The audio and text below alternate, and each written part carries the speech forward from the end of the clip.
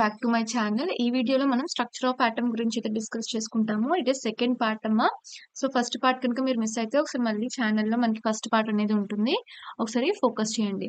So actually నేను ఇది వేరే వీడియో ఇది రాస్తూ నోట్స్ అంతా రాస్తూ నేను వీడియో చేశాను. అదైతే ఎక్కడో మిస్ అయింది. సో అందుకే నేను జస్ట్ థియరీ పార్ట్ చెప్తూ మెయిన్లీ నోట్స్ ని అలాగే రిప్రజెంట్ చేస్తున్నాను. సో మనం చూసుకుంటే ఇక్కడ కంటిన్యూస్ స్పెక్ట్రమ్ అనేది మనం ఫోకస్ చేస్తే ఇక్కడ కంటిన్యూస్ స్పెక్ట్రమ్ లో ఏమవుతుందమ్మా, ఫస్ట్ మనం లైట్ ని పాస్ చేస్తాం ప్రిజం ద్వారా లైట్ పాస్ చేశాక ఇది ఏమవుతుంది, ఎప్పుడైతే ప్రిజం ని హిట్ అవుతుంది సోర్స్ ద్వారా మనం ప్రిజం కి లైట్ పాస్ చేసినప్పుడు ఇది ప్రిజం కి హిట్ అయ్యి విబ్జ్యువల్ కలరేషన్ అనేది ఇస్తుంది. ఇది మనకు తెలుసు. సో ఇక్కడ మనకి టూ స్పెక్ట్రమ్స్ అనేవి ఇంపార్టెంట్ అమ్మా. ఒకటి వచ్చేసరికి అబ్జార్ప్షన్ స్పెక్ట్రమ్, ఇది వచ్చేసరికి ఏంటి మనకి అబ్జార్ప్షన్ స్పెక్ట్రమ్, ఇంకొకటి వచ్చేసరికి ఎమిషన్ స్పెక్ట్రమ్. ఇవి అనేవి చాలా ఇంపార్టెంట్. సో ఇక్కడ అబ్జార్ప్షన్ స్పెక్ట్రమ్, ఎమిషన్ స్పెక్ట్రమ్ ఎప్పుడు చూస్తాము అంటే ఎప్పుడైతే ఎలక్ట్రాన్ అనేది గ్రౌండ్ స్టేట్ నుండి హయ్యర్ ఎక్సైటెడ్ స్టేట్ కి వెళ్తుందో మనం దాన్ని అప్పుడు ఎనర్జీ అనేది అబ్జార్బ్ చేసుకుంటుంది. ఈ ఎలక్ట్రాన్ అనేది ఎనర్జీ అనేది అబ్జార్బ్ చేస్తుంది. వేరాస్ ఎప్పుడైతే అది రిటర్న్ వస్తుందో అప్పుడు ఎనర్జీ అనేది ఎమిట్ చేస్తుంది. సో పైకి వెళ్ళినప్పుడు ఎనర్జీ అబ్జార్బ్ చేసుకుంటుంది, కిందకు వచ్చినప్పుడు ఎనర్జీ అనేది ఎమిట్ చేస్తుంది. సో ఎలక్ట్రాన్ అనేది లోవర్ ఎనర్జీ నుండి హయ్యర్ ఎనర్జీకి వెళ్ళినప్పుడు మనం స్పెక్ట్రమ్ కనుక తీస్తే మనకి అబ్జార్ప్షన్ స్పెక్ట్రమ్ అనేది వస్తుంది. ఫర్ ఇన్ కేస్ అదే ఎలక్ట్రాన్ హయ్యర్ ఎనర్జీ స్టేట్ దగ్గర హైలీ అన్స్టేబుల్. సో మనం ఏం చేస్తాము అంటే ఆ ఎలక్ట్రాన్ ని మళ్ళీ డీఎక్సైట్ చేస్తాము. ఎప్పుడైతే ఎలక్ట్రాన్ అనేది డీఎక్సైట్ అయ్యిందో అది ఎనర్జీని అనేది ఎమిట్ చేసుకుంటూ వస్తుంది. సో ఇక్కడ పైకి వెళ్ళేటప్పుడు అంటే ఎనర్జీ అబ్జార్బ్ చేసుకొని లోవర్ ఎనర్జీ నుండి హయ్యర్ ఎనర్జీకి వెళ్ళేటప్పుడు ఏ వేవ్ లెంత్ నుండి అయితే ఎనర్జీ అబ్జార్బ్ చేసుకుంటుందో అదే వేవ్ లెంత్ లోకి ఎనర్జీ అనేది ఎమిట్ చేసేస్తుంది ఇక్కడ. సో ఇక్కడ మనకి చూసుకుంటే మనం ఎక్సైటెడ్ శాంపుల్ ని ఇక్కడ ప్రిజం కి పాస్ చేసాము. దెన్ ఆఫ్టర్ మనం డిటెక్ట్ చేస్తున్నాము ఎలాంటి లైన్స్ వచ్చాయి అనేవి. సో ఇక్కడ మనం చూసుకుంటే ఇక్కడ ఫస్ట్ మీరు డయాగ్రామ్ అనేది సరిగ్గా చూడండి ఫస్ట్. సో ఇక్కడ ఎమిషన్ స్పెక్ట్రమ్ లో మీకు బ్రైట్ లైన్స్ అనేవి డార్క్ బ్యాక్గ్రౌండ్ మీద వస్తున్నాయి. ఇక్కడ అదే రాసాను, ఇక్కడ బ్రైట్ లైన్స్ అనేవి డార్క్ బ్యాక్గ్రౌండ్ మీద వస్తున్నాయి. వెరాస్ ఇక్కడ ఆపోజిట్ డార్క్ లైన్స్ అనేవి బ్రైట్ బ్యాక్గ్రౌండ్ మీద వస్తుంది. ఇక్కడ మీరు అబ్జర్వ్ చేశారు అంటే ఇక్కడ ఎమిషన్ స్పెక్ట్రమ్ లో ఇక్కడ డార్క్ లైన్స్ అనేవి చూసుకుంటే అది బ్యాక్గ్రౌండ్ మాత్రమే. డార్క్ కలర్ చూసుకుంటే అంటే బ్లాక్ కలర్ చూసుకుంటే అది బ్యాక్గ్రౌండ్ కదా. సో బ్యాక్గ్రౌండ్ మీద బ్రైట్ లైన్స్ వస్తున్నాయి కదా, ఆ బ్రైట్ లైన్స్ ఏం రిప్రజెంట్ చేస్తున్నాయి అంటే ఏ రీజియన్ లోకి ఈ ఎలక్ట్రాన్ అనేది ఎనర్జీని ఎమిట్ చేస్తుంది అన్నదాన్ని మన డార్క్ బ్రైట్ లైన్స్ అనేవి రిప్రజెంట్ చేస్తున్నాయి. సో మీరు ఇక్కడ చూస్తే ఎక్కడైతే మనం బ్రైట్ లైన్స్ అనేవి చూస్తున్నామో ఎమిషన్ స్పెక్ట్రమ్ లో అక్కడే మనం డార్క్ లైన్స్ కూడా చూస్తున్నాం. Okay.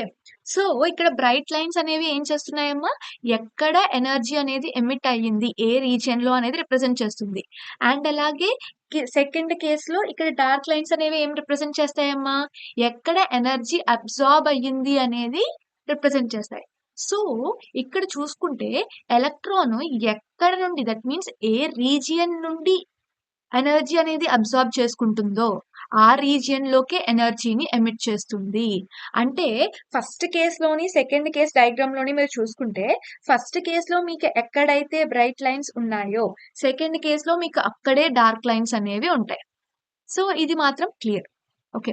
So for in case మీకు కనుక అర్థం కాకపోతే మళ్ళీ ఒకసారి రివైండ్ చేసుకోండి వీడియోని. సో వీడియో లెంత్ అనేది ఎక్కువైపోతుంది కాబట్టి నేను ఎక్కువ ఏం చెప్పడం లేదు ఇక్కడ. సో ఇక్కడ నెక్స్ట్ వచ్చేసరికి ఇక్కడ లైన్ స్పెక్ట్రమ్ అనేది ఫోకస్ చేస్తామమ్మా.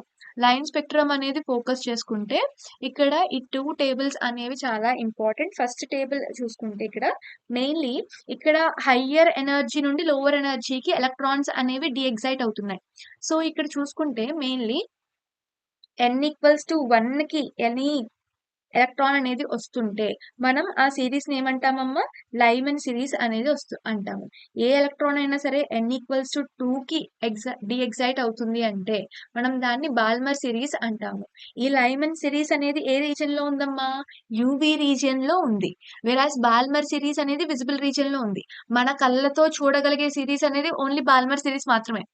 మనం మన కళ్ళతో ఏ సిరీస్ ని చూడగలం? ఓన్లీ బాల్మర్ సిరీస్ ని మాత్రమే చూడగలం. సో మనకి ఫస్ట్ డిస్కవర్ చేసింది కూడా బాల్మర్ సిరీసే. బికాస్ దాన్నే కదా మనం చూడగలం.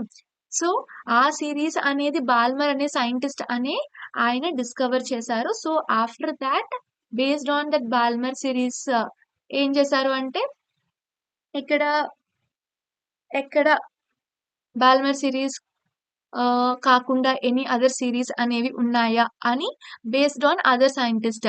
లైమన్ అనే సైంటిస్ట్ ఏమో లైమన్ సిరీస్ ని ఇచ్చారు. అండ్ అలాగే నెక్స్ట్ పాస్టన్ అనే సైంటిస్ట్ ఏమో n=3 లోకి ఎగ్జైట్ అయితే అది పాస్టన్ సిరీస్ అని ఇచ్చారు. ఇంకా 2 మోర్ సిరీస్ అనేవి ఉన్నాయి, bracket series and P fund series.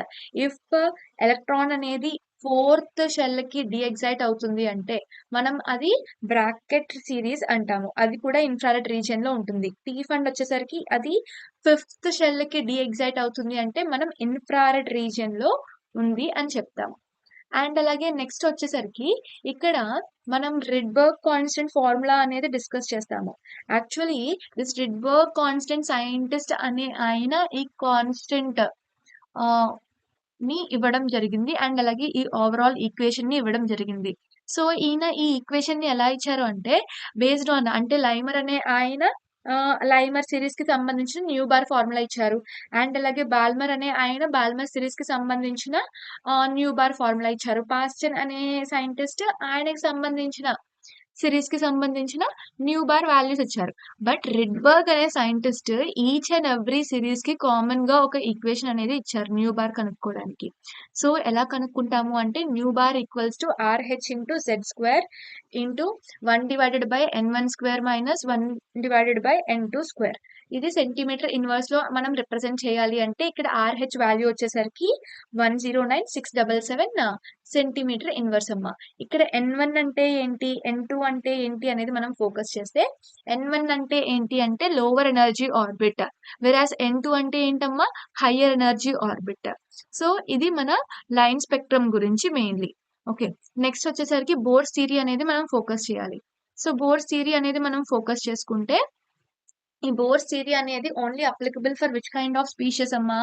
Only single electron species or hydrogen like species అని చెప్తాము. ఓకే, సో ఈ బోర్ అటామిక్ థియరీ అనేది only applicable for what here hydrogen and hydrogen like species. Okay అనేది మనం ఇక్కడ చెప్తాము. అండ్ నెక్స్ట్ వచ్చేసప్పటికి ఇక్కడ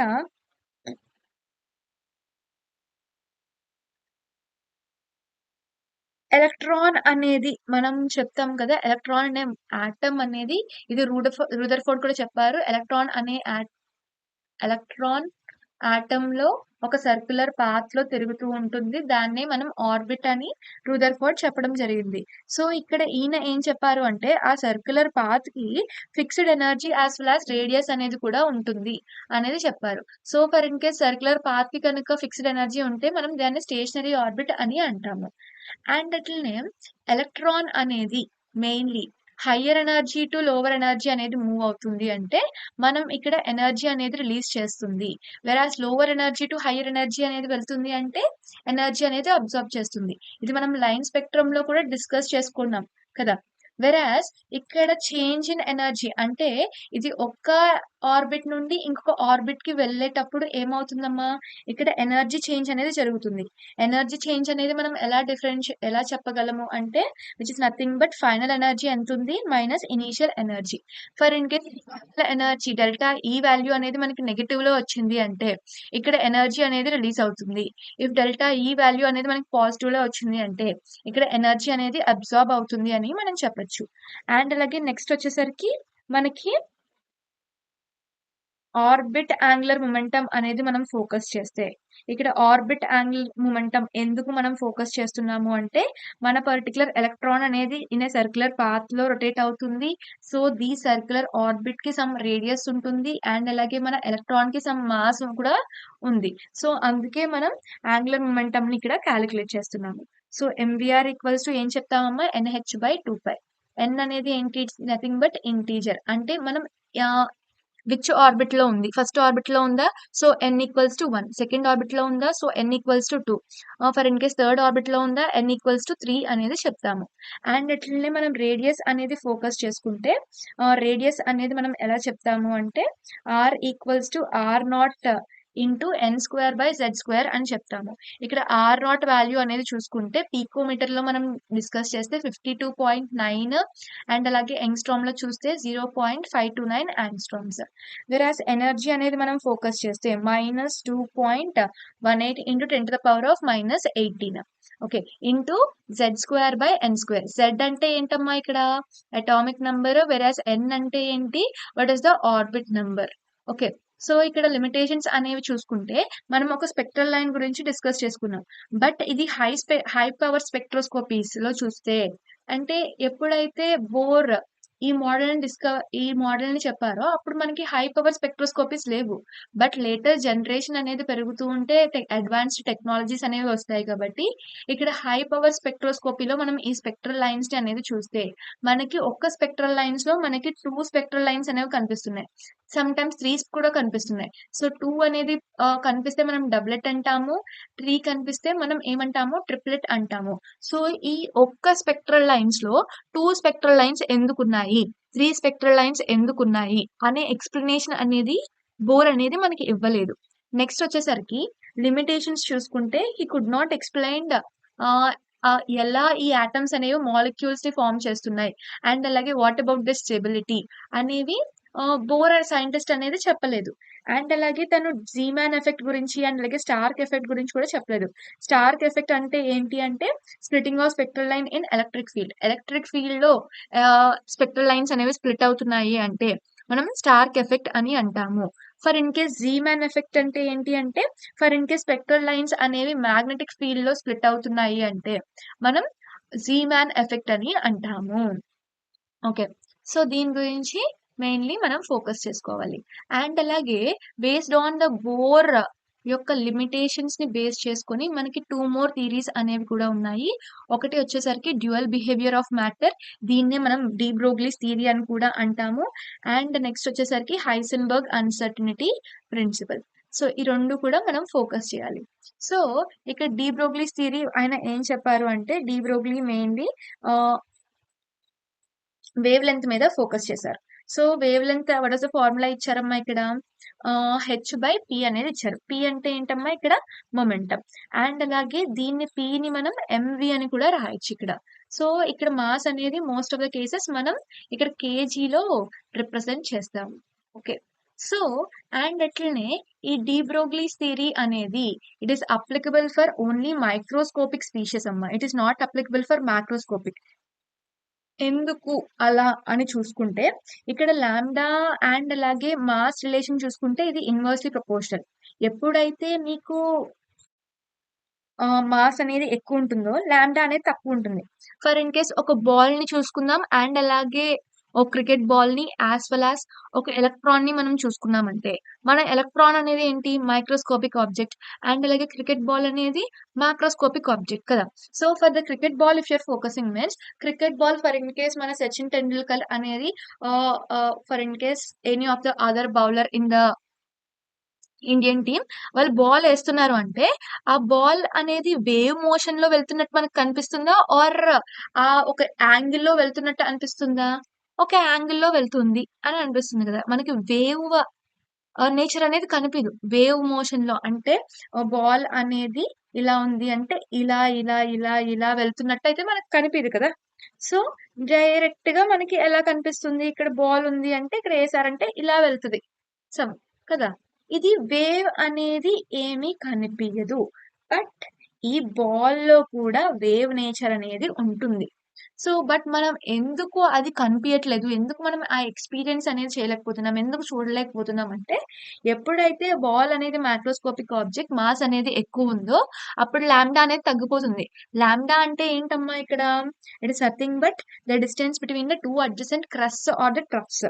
అంటే అడ్జసెంట్ క్రస్ట్ అండ్ అలాగే ట్రఫ్స్ ఈ రెండిటికి మధ్య డిస్టెన్స్ ని మనం లాంబ్డా అని అంటాము. ఫర్ ఇన్ కేస్ ఈ డిస్టెన్స్ అనేది లెస్ ఉంటే మనం వేవ్ ని చూడలేము. వేవ్ మోషన్ లో అది వెళ్తున్నా సరే మనం దాన్ని ఎక్స్పీరియన్స్ చేయలేము. ఓకే. సో నెక్స్ట్ వచ్చేసరికి so that's why we're telling for macroscopic objects lambda is negligible. So it is what not significant. And ఇక్కడ లాంబ్డాకి వన్ మోర్ ఫార్ములా అనేది చూస్తే lambda equals to h divided by root of 2 into kinetic energy into mass. ఇది further మనం questions లో solve చేస్తాము. Okay. Next వచ్చేసరికి మనకి హైసెన్బర్గ్ అన్సర్టనిటీ ప్రిన్సిపల్ అనేది ఫోకస్ చేస్తాము. హైసెన్బర్గ్ అన్సర్టనిటీ ప్రిన్సిపల్ అనేది ఫోకస్ చేస్తే ఇక్కడ మనం ఏం చెప్తాము అంటే mainly it is impossible to determine simultaneously exact position and the momentum of electron అని అంటాము. సో ఇక్కడ అన్సర్టనిటీస్ ఇక్కడ ఫార్ములా అనేది వెరీ వెరీ ఇంపార్టెంట్ అమ్మా. సో ఇక్కడ నోట్స్ అనేవి మీరు పాజ్ చేసి రాసుకుంటారా లేకపోతే స్క్రీన్ షాట్ తీసుకుంటారా అన్నది మీ ఇష్టం. బట్ నోట్స్ అనేది మెయింటైన్ చేయండి. సో ఇక్కడ ఎక్స్ అనేది చూసుకుంటే del x into del p which is nothing but uncertainty. Del x ఏమంటామమ్మా అన్సర్టనిటీ ఇన్ పొజిషన్ అంటాము. డెల్ పి ఏమంటాము అన్సర్టనిటీ ఇన్ మొమెంటమ్ అని అంటాము. సో ఇక్కడ వచ్చేసరికి మెయిన్లీ ఈ del x into m del v అనేది చూసుకుంటే it is greater than or equals to ఏంటమ్మా h/4π. సో మనం పీనే ఎం డెల్ వి అని రాస్తున్నాము. సో నేను ఏం చేస్తాను అంటే మాస్ ని ఇంకొక సైడ్ కి తీసుకెళ్ళిపోతా. అప్పుడు నాకు ఏమొస్తుంది del x into del v is greater than or equals to what h/4πm అనేది వస్తుంది. సో ఇక్కడ మనం చూసుకుంటే నెక్స్ట్ ఇక్కడ డెల్ ఎక్స్ డెల్ వి మనం ఫోకస్ చేస్తే ఇక్కడ రిలేషన్ అనేది చూసుకుంటే జస్ట్ లైక్ ముందు మనకి లాంబ్డాకి మాస్ కి ఎలా వచ్చిందో అలాగే వస్తుంది ఇది కూడా కదా. ఫర్ ఇన్ కేస్ ఇక్కడ చూసుకుంటే del x del v is inversely proportional to ఏంటి మాస్. సో ఇక్కడ కూడా నేను అదే తీసుకుంటాను. సో ఇప్పుడు మాస్ అనేది మోర్ ఉంటే ఇది for in case any of the macroscopic objects కి మనం చూసుకుందాము. వెరాస్ మాస్ అనేది లెస్ ఉంది అంటే ఇది ఎలక్ట్రాన్ కి తీసుకుందాము. సో మాక్రోస్కోపిక్ ఆబ్జెక్ట్స్ కి మాస్ అనేది ఎక్కువ ఉంటుంది అంటే అన్సర్టనిటీ అనేది తక్కువ. సో అందుకే మాక్రోస్కోపిక్ ఆబ్జెక్ట్స్ కి ఇట్ ఇస్ నాట్ సిగ్నిఫికెంట్ అని అంటాము. వెరాస్ మైక్రోస్కోపిక్ ఆబ్జెక్ట్స్ చూసుకుంటే ఇక్కడ మాస్ అనేది చాలా తక్కువ ఉంటుంది. సో అన్సర్టనిటీ అనేది ఎక్కువ ఉంటుంది. So uncertainty principle is significant for what అమ్మా మైక్రోస్కోపిక్ ఆబ్జెక్ట్స్. ఓకే అని మనం ఇక్కడ చెప్తాము. అండ్ ఇట్లనే నెక్స్ట్ వచ్చేసరికి క్వాంటమ్ మెకానికల్ మోడల్ అనేది ఫోకస్ చేస్తాం ఇక్కడ.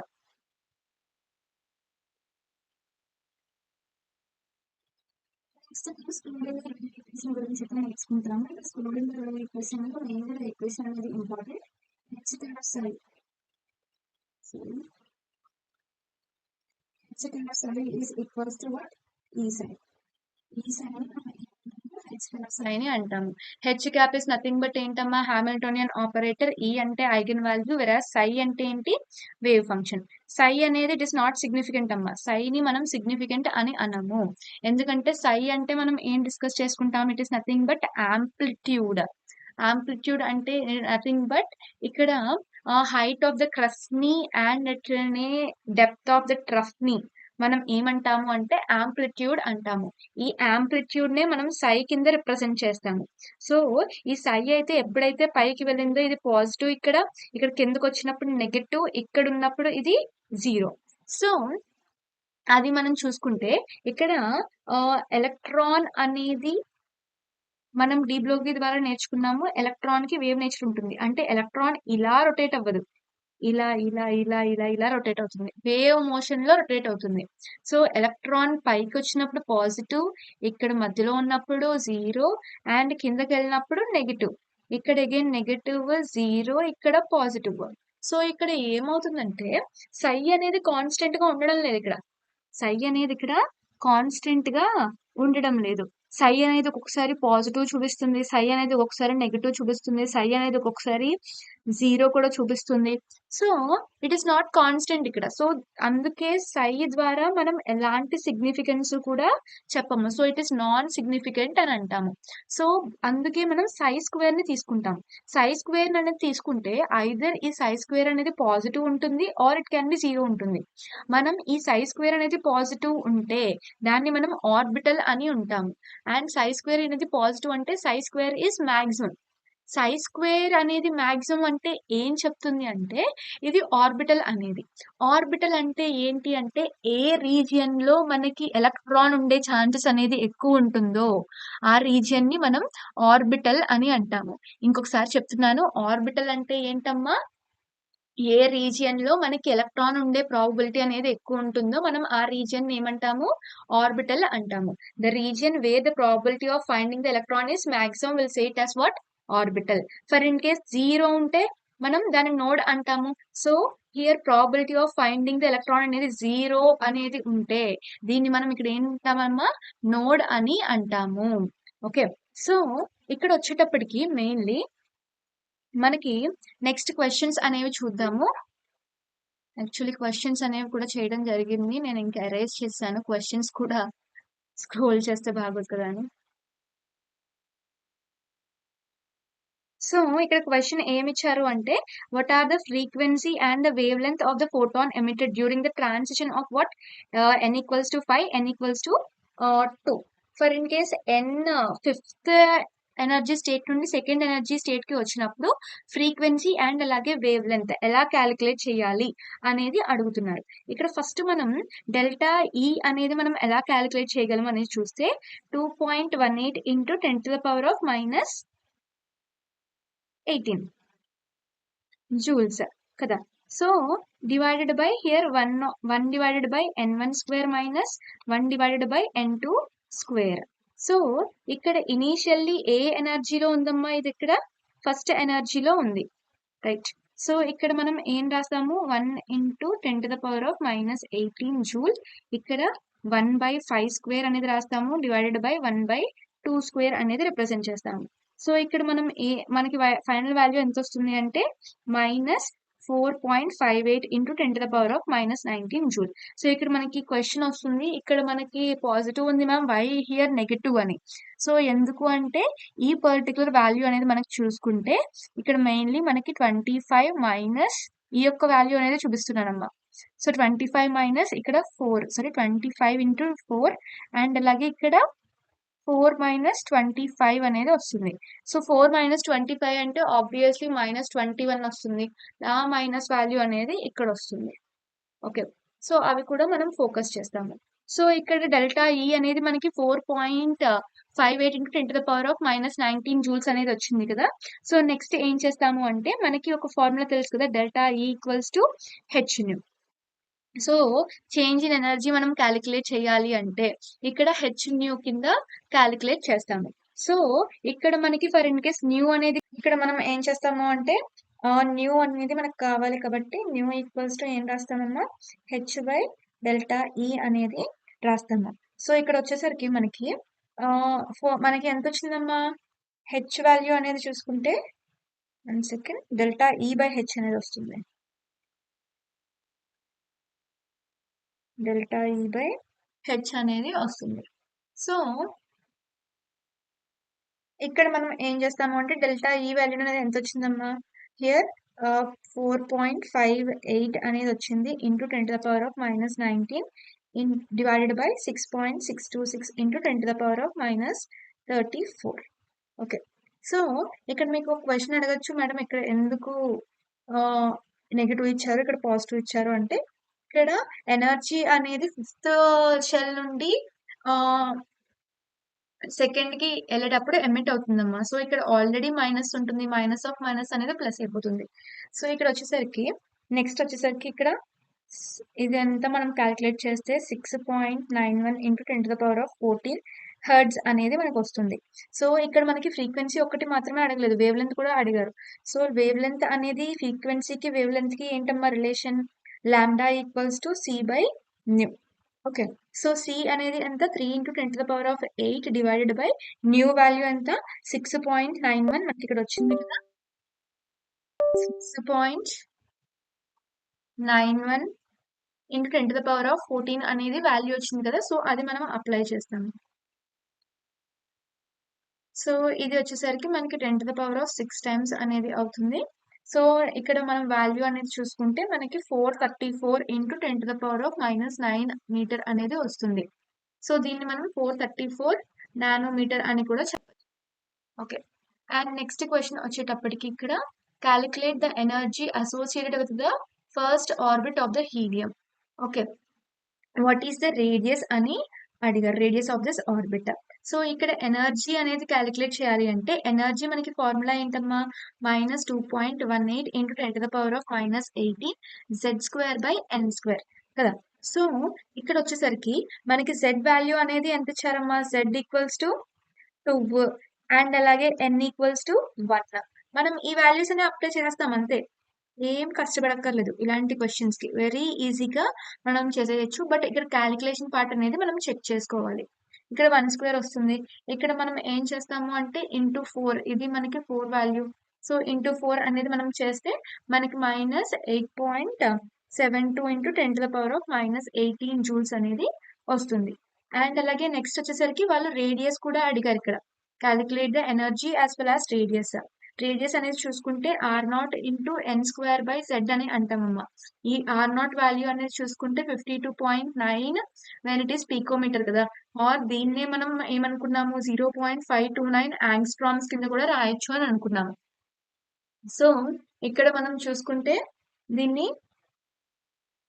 సో నేను పికోమీటర్ లో రాస్తాను వాళ్ళు స్పెసిఫిక్ గా ఏమీ చెప్పలేదు కాబట్టి నేను నాకు పికోమీటర్ లో అడిగారు కాబట్టి ఎలాంటి ఆప్షన్స్ లేవు కాబట్టి పికోమీటర్ తీసుకుంటాను సో n² అంటే ఎంతమ్మా ఇక్కడ 1² ఇక్కడ డివైడెడ్ బై ఇక్కడ z దట్ మీన్స్ 2 ఇక్కడ చూస్తే 26.45 సో 26.45 పికోమీటర్ అనేది వస్తుంది నాకు అండ్ మనం నెక్స్ట్ వచ్చేసరికి what will be the wave length of the ball of mass how much అమ్మా ఇక్కడ మాస్ వచ్చేసరికి 0.1 kg moving with how much velocity ఇక్కడ 10 మీటర్/సెకండ్ సో ఇక్కడ మనం దీన్ని చూసుకుంటే మెయిన్లీ వీళ్ళు వేవ్ లెంత్ అనేది అడుగుతున్నారమ్మా ఇది according to de Broglie theory అనేది మనం సాల్వ్ చేయాలి డి బ్రోగ్లీ సైంటిస్ట్ ఏం చెప్పారమ్మా మనకి వేవ్ లెంత్ ని ఎలా క్యాలిక్యులేట్ చేయాలి అనే ఇన్ఫర్మేషన్ అయితే మనకి ఇవ్వడం జరిగింది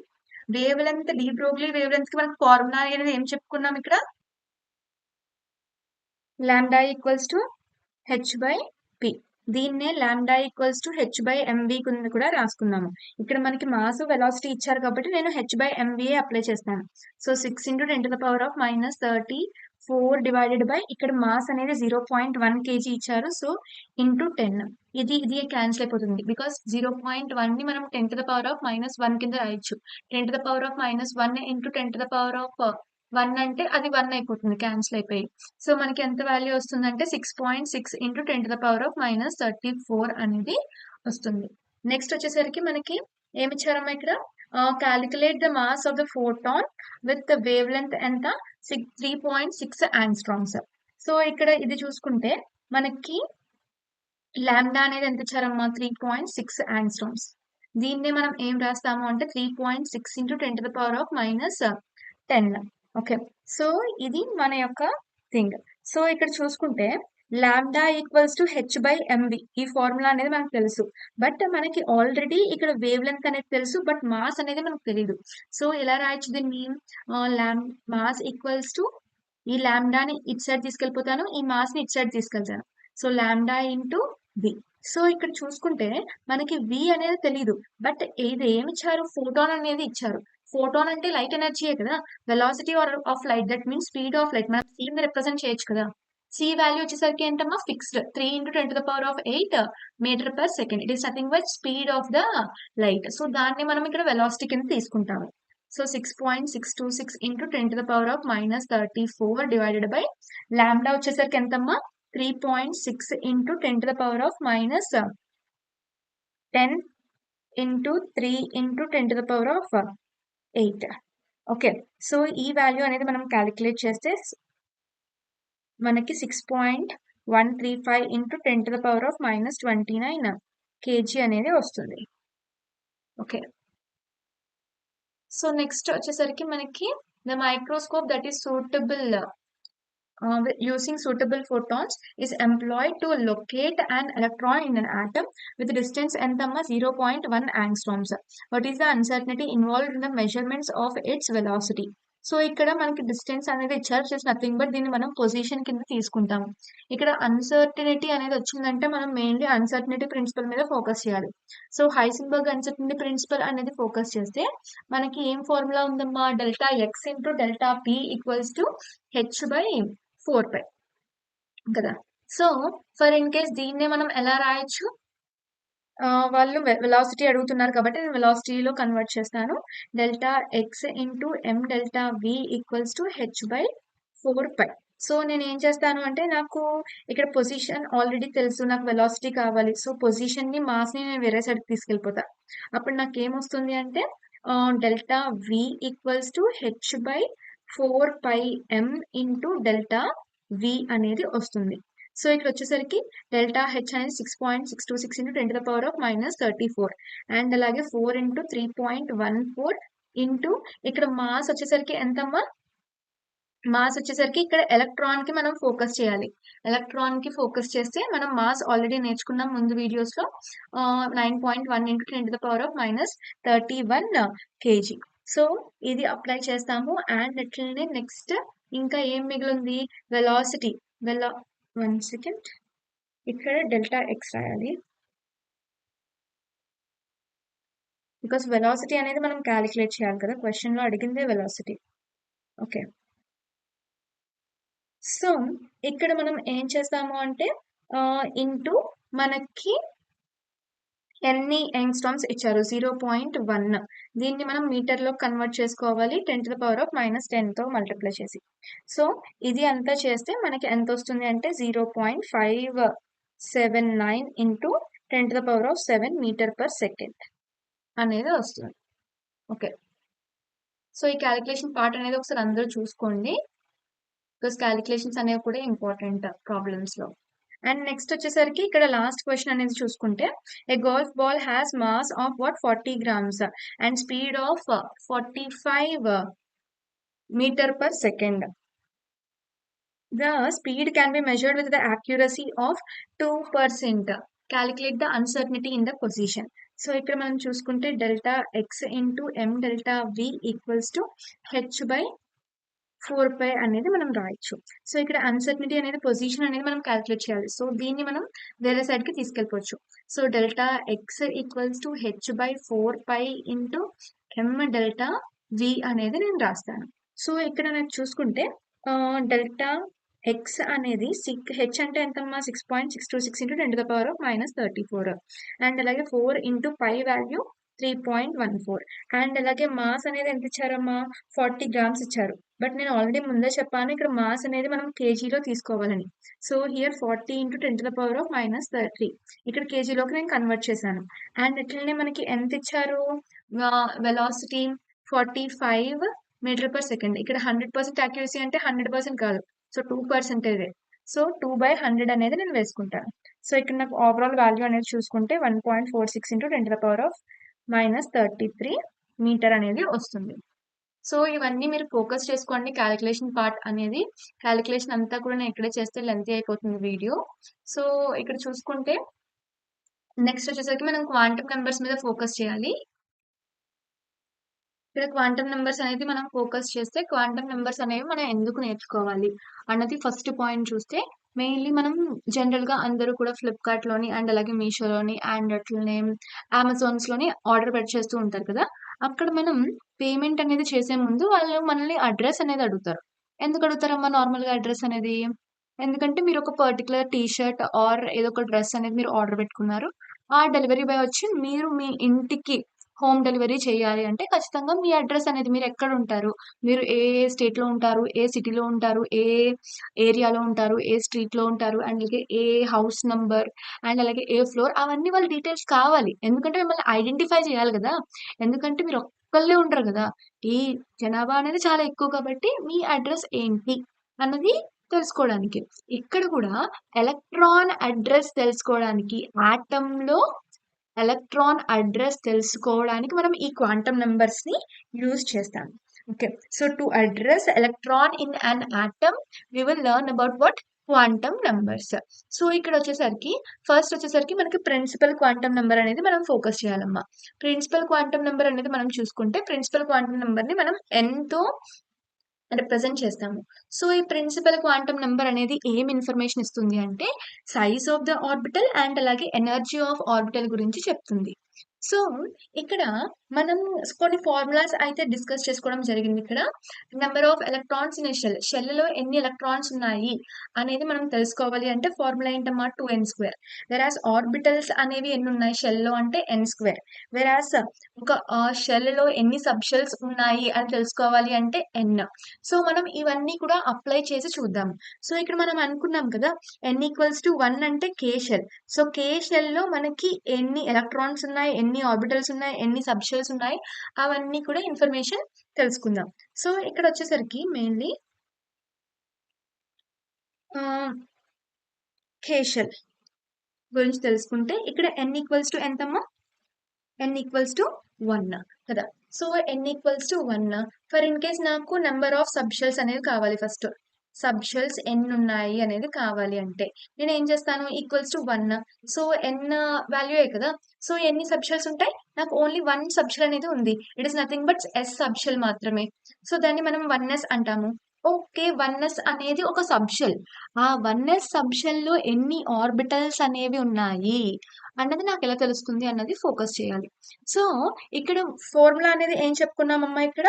number of orbitals in a shell అనేది చూసుకుంటే n² అని చేయాలి. సో, ఇక్కడ ఆర్బిటల్స్ అనేవి మనం ఫోకస్ చేసుకుంటే, ఇక్కడ మనకి n² దట్ మీన్స్ 1² అనేది రాస్తాము. సో, 1² కూడా 1 అంటే 1sలో మనకి ఎన్ని ఆర్బిటల్స్ ఉన్నాయమ్మా? 1s సబ్ షెల్‌లో మనకి ఒక్క ఆర్బిటల్ మాత్రమే ఉంది. అండ్ నెక్స్ట్ వచ్చేసరికి ఏంటి? Number of electrons in a shell. షెల్‌లో ఎన్ని ఎలక్ట్రాన్స్ ఉన్నాయి అనేది ఫోకస్ చేస్తే ఇది 2n². So, it is nothing but ఇక్కడ ఏం చేస్తాము అంటే నంబర్ ఆఫ్ ఎలక్ట్రాన్స్ అనేవి మనం ఫోకస్ చేస్తే 2n². That means 2 into 1². So, దీన్ని మనం ఏమంటాము? 2 అంటాం కదా! సిమిలర్‌లీ ఫర్ ఇన్ కేస్ మనం ఎల్‌కి చూడాలి అంటే ఎల్‌లో ఎంత? ఇన్ ద ఎల్ షెల్‌లో n=2. ఫర్ ఇన్ కేస్ నాకు సబ్ షెల్స్ ఎన్నున్నాయి అనేది చూసుకోవాలి అంటే, మనకి 2 సబ్ షెల్స్ ఉంటాయి. అది ఏంటి అంటే s, p. Okay. S, p అనే 2 సబ్ షెల్స్ అనేవి ఉంటాయి. ఫర్ ఇన్ కేస్ నాకు ఆర్బిటల్ అనేది కావాలి. ఎన్ని ఆర్బిటల్స్ ఉన్నాయి ఆ షెల్‌లో అనేది చూసుకుంటే, ఇక్కడ 2n² అనేది వచ్చింది. అంటే మనం ఏం చేస్తాము 2². ఇక్కడ ఎస్‌లో ఒక ఆర్బిటల్ అండ్ అలాగే పిలో 3 ఆర్బిటల్స్. టోటల్ ఎంతమ్మా? 4 కదా! ఇక్కడ 1, 2, 3, 4. టోటల్ ఎన్నున్నాయి మనకి? 4 ఆర్బిటల్స్ అనేవి ఉన్నాయి సబ్ షెల్‌లో. ఓకే. ఎల్ షెల్‌లో మనకి ఎన్నున్నాయి ఇక్కడ? 2 సబ్ షెల్స్ అనేవున్నాయి. 2 సబ్ షెల్స్‌లోని మనకి ఎన్నున్నాయి టోటల్? 4 ఆర్బిటల్స్ అనేవి ఉన్నాయి. సో, వెరాస్ నంబర్ ఆఫ్ ఎలక్ట్రాన్స్ అనేవి మనం ఫోకస్ చేస్తే 2 into n². That means 4 into 2 అనేది ఎంతమ్మా? 8 కదా! సో, ఇవి కూడా మనం ఫోకస్ చేసుకోవాలి. అండ్ అట్లనే నెక్స్ట్ వచ్చేసరికి ఇక్కడ యాంగులర్ మొమెంటం. ఈ యాంగులర్ మొమెంటం గురించి మనం బోర్ ఆర్బిట్‌లో కూడా నేర్చుకున్నాం. బోర్ సిరీస్‌లో కూడా. Angular momentum of the orbit అనేది చూసుకుంటే ఏంటి? NH/2π. అండ్ అలాగే ఈ h/2πని మనం h' అని కూడా రాయొచ్చు. ఓకే. సో, దీన్ని కూడా మీరు ఫోకస్ చేయాలి. అండ్ నెక్స్ట్ వచ్చేసరికి అజిముథల్ క్వాంటం నంబర్. ఈ అజిముథల్ క్వాంటం నంబర్ అనేది మెయిన్‌లీ ఎలా రిప్రజెంట్ చేస్తాము అంటే ఎల్ కింద రిప్రజెంట్ చేస్తాము. ఇక్కడ ఈ యొక్క వాట్ ఈస్ దిస్ కండిషన్ అనేది వెరీ వెరీ ఇంపార్టెంట్. ఇక్కడ n అనేది always it should be equals to ఎంతమ్మా? Greater than l. ఎన్ అనేది ఎప్పుడూ కూడా ఎల్ కన్నా ఎక్కువే ఉండాలి వాల్యూ. ఎన్ అనేది less than and equals to L అనేది జరగదు. ఫర్ ఇన్ కేస్ వాళ్ళు ఇచ్చినా గానీ అది ఇంపాసిబుల్ అనేది మీరు అనుకోవచ్చు. దట్ మీన్స్ ఆ యొక్క సెట్ ఆఫ్ క్వాంటమ్ నంబర్స్ అనేవి ఇంపాసిబుల్, అవి ఉండవు అని మీరు ఫిక్స్ చేసేయొచ్చు ఈజీగా. సో మెయిన్లీ అజిముథల్ క్వాంటమ్ నంబర్ నుండి మనకి ఏం ఇన్ఫర్మేషన్ వస్తుంది అంటే షేప్ ఆఫ్ ద ఆర్బిటల్ అమ్మ. సో మెయిన్లీ ఇక్కడ మీరు చూసుకుంటే ఎస్ అనేది ఎస్ సబ్షెల్ అనేది ఏ షేప్, ఎస్ అనేది స్పెరికల్, వెరాస్ మనకి పి అనేది ఏంటి డంబుల్, వెరాస్ ఎఫ్ అనేది డి అనేది మనం చూసుకుంటే ఇక్కడ మెయిన్లీ డి అనేది చూస్తాము. డి వచ్చేసరికి డబుల్ డంబుల్. మెయిన్లీ ఇక్కడ డి సెట్ స్క్వేర్ అనేది డబుల్ డంబుల్ చూపించదమ్మా, బేబీ సుతర్ లైక్ షేప్ అంటాము. ఓకే, ఆర్ డోనట్ షేప్ అని కూడా చెప్పచ్చు. ఇక్కడ డిఫరెంట్ షేప్ అనేది ఉంటుంది, అది కూడా మీరు ఫోకస్ చేయాలి. అండ్ ఎట్లనే ఇక్కడ వచ్చేసరికి షేప్ ఆఫ్ ద ఆర్బిటల్ అనేది డిటర్మైన్ చేస్తుంది. అండ్ ఎట్లనే ఎల్ వాల్యూస్ అనేవి మనం ఎలా క్యాలిక్యులేట్ చేయొచ్చు బేస్డ్ ఆన్ ఎన్. ఎన్ మనకి తెలిస్తే ఎల్ వాల్యూస్ ని మనం క్యాలిక్యులేట్ చేయొచ్చా అంటే 100% మనం క్యాలిక్యులేట్ చేయొచ్చు. సో ఎలా క్యాలిక్యులేషన్ అనేది చూసుకుంటే ఎల్ ఈక్వల్స్ టు ఏంటి అంటే 0 to n-1. For in case మనం ఇక్కడ కేషెల్ అనేది తీసుకుందాం. కేషెల్ అనేది తీసుకుని ఫర్ ఇన్ కేస్ కేషెల్ కి n ఈక్వల్స్ టు ఎంతమ్మా 1. సో ఎల్ ఈక్వల్స్ టు నాకు కావాలి అంటే 0 to 1-1.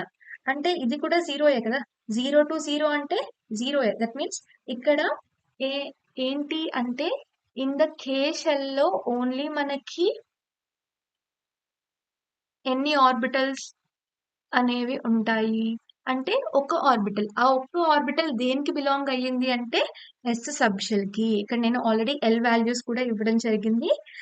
ఎస్ సబ్షెల్ కి ఎల్ వాల్యూ అనేది 0 అండ్ టీ సబ్షెల్ కి ఎల్ వాల్యూ అనేది 1, డి సబ్షెల్ కి ఎల్ వాల్యూ అనేది 2 అండ్ అలాగే ఎఫ్ సబ్షెల్ కి ఎల్ వాల్యూ అనేది 3. సో ఇవి కూడా మీరు గుర్తుపెట్టుకోవాలి. సో ఇక్కడ 0 అనేది రిప్రజెంట్ చేస్తుందంటే ఇక్కడ ఏ సబ్షెల్ ఉందమ్మా, మనకి ఎస్ సబ్షెల్ అనేది ఉంది. మనం ఆల్రెడీ బిఫోర్ దాంట్లో కూడా చూసుకున్నాం కదా ప్రిన్సిపల్ క్వాంటమ్ లో. మెయిన్లీ మనకి కేషెల్ లో ఓన్లీ ఒకే ఒక సబ్షెల్ ఉంది, ఎస్ సబ్షెల్. ఎస్ సబ్షెల్ లో మనకు ఓన్లీ ఒకే ఒక ఆర్బిటల్ ఉంది అండ్ దాంట్లో 2 ఎలక్ట్రాన్స్ అనేవి అకామిడేట్ అవుతున్నాయి అనేది మనం ముందే డిస్కషన్ అయితే అయ్యింది కదా. సో నెక్స్ట్ వచ్చేసరికి మనకి for in case m subshell. So కే ఇక్కడ ఎల్ వస్తుంది, ఇక్కడ ఎం వస్తుంది, ఎల్ ఎం. సో ఇక్కడ చూసుకుంటే మెయిన్లీ మనకి ఎల్ వాల్యూ ఏంటమ్మా 0 to 2-1. అంటే ఏంటి 0 1.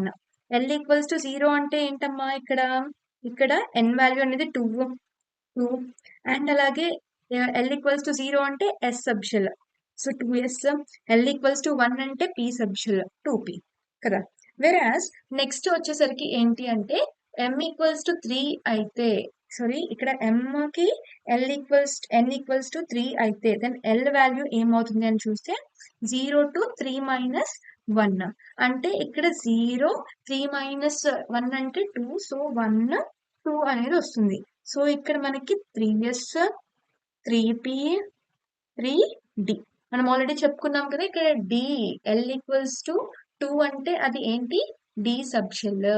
Similarly for in case 3 value వచ్చింది అనుకోండి ఫర్దర్ గా మనకి ఫస్ట్ సబ్షెల్ కూడా వస్తుంది.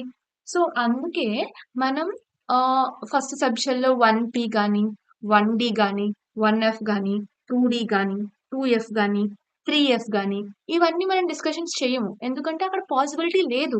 అది మనకి ఎలా తెలుస్తుంది పాసిబిలిటీ లేదు అని, బేస్డ్ ఆన్ మన క్వాంటమ్ నంబర్స్. సో మీకు ఐ థింక్ నేర్చుకునే కొద్దీ అర్థమవుతుందమ్మా మనం ఎందుకు ఇది క్వాంటమ్ నెంబర్స్ అనేది ఎంత ఇంపార్టెంట్ అనేది మీకు నేర్చుకునే కొద్దీ అర్థమవుతుంది. సో నెక్స్ట్ వచ్చేసరికి ఇక్కడ orbital angular momentum. Orbital angular momentum అనేది చూసుకుంటే మనకి ఫార్ములా వచ్చేసరికి L into L+1 h/2π.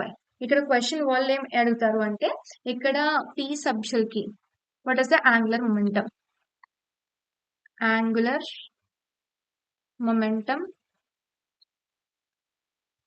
For P subshell. మీరైతే ఒక పాజ్ ఇచ్చుకొని ఒకసారి ఇదైతే క్వశ్చన్ చేయడానికి ట్రై చేయండి.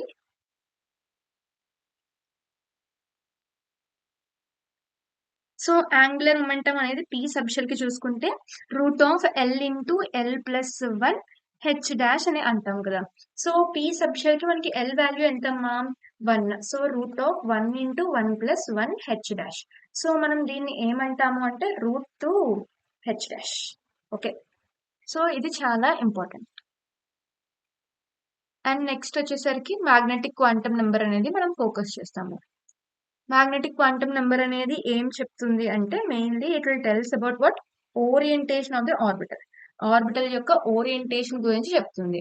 అంటే ఫర్ ఇన్ కేస్ మనకి డి సబ్షెల్లే ఉన్నా కానీ మనకి డిఫరెంట్ డి సబ్షెల్స్ అనేవి ఉంటాయి. D x y, d y z, d z x, d x square - y2, d z square. And అలాగే పి ఆర్బిటల్స్ లో కూడా మనకి పి సబ్షెల్ లో కూడా మనకి డిఫరెంట్ ఓరియంటేషన్ ఆఫ్ ఆర్బిటల్స్ ఉంటాయి. ఒకటి వచ్చేసరికి పిఎక్స్, అనదర్ వచ్చేసరికి పివై, అనదర్ వచ్చేసరికి పిజెడ్. సో ఇవన్నీ మనం ఫోకస్ చేసుకున్నాము అంటే ఇక్కడ ఎంఎల్ వాల్యూ అనేది మనకి దేని మీద డిపెండ్ అయి ఉంటుందంటే ఎల్ వాల్యూస్ మీద డిపెండ్ అవుతుంది. సో ఎంఎల్ వాల్యూ అనేది మనకి కావాలి అంటే సో మనం -L to L అనేది తీసుకుంటాము ఇంక్లూడింగ్ 0. అంటే ఏంటి ఇది అసలు ఏం చెప్తున్నారు అని మీరు అర్థం చేసుకోవడానికి ట్రై చేస్తే ఇక్కడ సో ఇక్కడ ఎస్ సబ్షెల్ కి L = 0. సో నాకు ఎంఎల్ కావాలండి అంటే సో 0 to 0 అంటే జీరోయే కదా. 0కి 0కి మధ్య ఏమైనా ఉంటుందా? జీరోయే మెయిన్, రైట్. అండ్ దీనికి ఎలాంటి నెగటివ్ పాజిటివ్ సైన్స్ కూడా ఉండవు. -0 అన్నా +0 అన్నా సరే జీరోయే అంతే. ఎలాంటి సైన్స్ అనేవి ఇక్కడ మనం తీసుకోము కదా. సో ఇక్కడ 0 అంటే ఇక్కడ మనకి ఓన్లీ ఒక ఆర్బిటల్ మాత్రమే ఉంటుంది. సో ఎస్ సబ్షెల్ లో ఎన్ని ఆర్బిటల్స్ ఉంటాయమ్మా? మనకి ఓన్లీ 1 ఆర్బిటల్ అనేది ఉంటుంది. అదే పి సబ్షెల్ లో మనం చూసుకుంటే ఇక్కడ L = 1. That means -1, 0, +1. ఇది ఎంఎల్ కదా. ఎన్ని పాసిబుల్ అవుతున్నాయి ఎంఎల్ వాల్యూస్? 3 పాసిబిలిటీస్ అనేవి ఉన్నాయి. ఒకటి వచ్చేసరికి -1, ఇంకోటి వచ్చేసరికి +1, ఇంకోటి వచ్చేసరికి 0. సో దాన్ని మనం పిఎక్స్, పిజెడ్, పివై అని అంటాము. So 0 px. సో ఇక్కడ 0 అనేది ఆల్వేస్ మనం పిజెడ్ కి మాత్రమే ఇస్తామమ్మా. అండ్ ఇట్లనే ఇక్కడ వచ్చేసరికి L = 2 అంటే ఇక్కడ ఎంఎల్ వాల్యూస్ అనేవి ఏమవుతాయి అంటే -2, -1, 0, 1, 2. సో ఇక్కడ కూడా 0 అనేది మనం dz² కి ఇవ్వాలి. రిమైనింగ్ మనం ఎలా ఇచ్చుకున్నా పెద్ద ప్రాబ్లం అనేది ఉండదు. ఓకే, సో ఇక్కడ మనకి ఓవరాల్ ఎన్ని ఆర్బిటల్స్ ఉన్నాయి? డి సబ్షెల్ లో 1, 2, 3, 4, 5 ఆర్బిటల్స్ అనేవి మనకి ఉన్నాయి ఇక్కడ. ఓకే, సో నెక్స్ట్ ఇవన్నీ నాకు వద్దండి, నాకు డైరెక్ట్ ఫార్ములా కావాలి అంటే బేస్డ్ ఆన్ ఎల్ వాల్యూ మనం ఫార్ములా కూడా ఉంది, which is nothing but 2 for in case s subshell కే నాకు కావాలి ఎన్ని ఆర్బిటల్స్ ఉన్నాయి అంటే 2 × L ఎంతమ్మా? 0 + 1. సో ఎంత? 2 × 0 0, 0 + 1 అంటే 1 మాత్రమే. ఫర్ ఇన్ కేస్ నాకు పి సబ్షెల్ కి కావాలండి అని అంటే పి సబ్షెల్ లో ఇక్కడ L వాల్యూ ఎంతమ్మా? 2 × 1 + 1. 2 1s are 2, 2 + 1 ఎంత? 3 కదా. ఫర్ ఇన్ కేస్ ఎలక్ట్రాన్స్ అనేవి కావాలి అంటే మనందరికీ తెలుసు ఆర్బిటల్ కూడా 2 ఎలక్ట్రాన్స్ ని అకామిడేట్ చేయగలదు. సో ఇక్కడ ఎన్ని ఆర్బిటల్స్ ఉన్నాయి ఇంటూ 2 మనం చేస్తాము. అంటే ఈ ఫార్ములాకి మనం మల్టిప్లై విత్ 2 అనేది చేస్తే మనకి నెంబర్ ఆఫ్ ఎలక్ట్రాన్స్ నే సబ్షెల్ అనేది వస్తుంది. ఓకే, నెక్స్ట్ వచ్చేసరికి మనం స్పిన్ క్వాంటమ్ నెంబర్ మీద ఫోకస్ చేస్తాము. స్పిన్ క్వాంటమ్ నెంబర్ అనేది మనకి based on MS value, sorry మనం దీన్ని ఎంఎస్ కింద మనం రిప్రజెంట్ చేస్తాము. సో ఎంఎస్ అనేది ఎప్పుడు అంటామంటే మనం ఎప్పుడైతే మ్యాగ్నెటిక్ క్వాంటమ్ నెంబర్ ని ఎంఎల్ కింద అనుకుంటున్నామో ఇక్కడ ఎంఎస్ అని అంటాము. For in case magnetic quantum number ని మనం ఎం కింద రిప్రజెంట్ చేస్తున్నాము అంటే ఇక్కడ మనం ఎస్ కింద రిప్రజెంట్ చేస్తాము.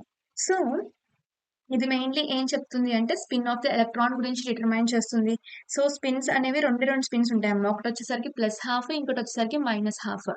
సో ఇక్కడ స్పిన్ యాంగులర్ మొమెంటం అనేది చూసుకుంటే మనకి ఫార్ములా వచ్చేసరికి √S × S + 1 × h/2π.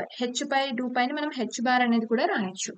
Okay, so ఇది ఈ వీడియో. సో నెక్స్ట్ వీడియోలో మనం ఇంకొన్ని క్వశ్చన్స్ రిలేట్ టు మన క్వాంటమ్ నెంబర్స్ కి అండ్ అట్లనే మనకి డిఫరెంట్ అంటే ఎలక్ట్రానిక్ కాన్ఫిగరేషన్స్ రాయాలి అంటే మనకి కొన్ని ప్రిన్సిపల్స్ అనేవి ఉంటాయి కదా! Aufbau rule, Hund's rule, Pauli's exclusion principle వీటన్నిటిని పాటిస్తూ మనం ఎలక్ట్రాన్స్ అనేవి ఫిల్ చేస్తాం ఆర్బిటల్‌లో కదా! సో, వీటి గురించి నేర్చుకుందాము. అండ్ అలాగే ఎందుకు హాఫ్ ఫిల్డ్ కాన్ఫిగరేషన్స్ అనేవి మోర్ స్టేబుల్, ఎందుకు ఫుల్లీ ఫిల్డ్ కాన్ఫిగరేషన్ అనేది more stable and shielding effect అంటే ఏంటి? అండ్ జెడ్ ఎఫెక్టివ్ అంటే ఏంటి? ఇవన్నీ కూడా మనం నెక్స్ట్ వీడియోలోనే డిస్కస్ చేసుకుందాం. మీరు ఇప్పటివరకు ఛానల్‌ని చూసారంటే ఖచ్చితంగా ఈ వీడియో అనేది మీకు యూజ్‌ఫుల్ అయ్యి ఉంటుంది. సో, ఈ వీడియో కనుక మీకు యూజ్‌ఫుల్ అయ్యింది అనుకుంటే ఖచ్చితంగా వీడియోని లైక్ చేయండి. అండ్ అలాగే మీ ఫ్రెండ్స్‌కి ఈ వీడియోని షేర్ చేయండి. అండ్ అలాగే ఛానల్‌ని తప్పకుండా సబ్స్క్రైబ్ చేసుకోండి. Thank you for watching the video.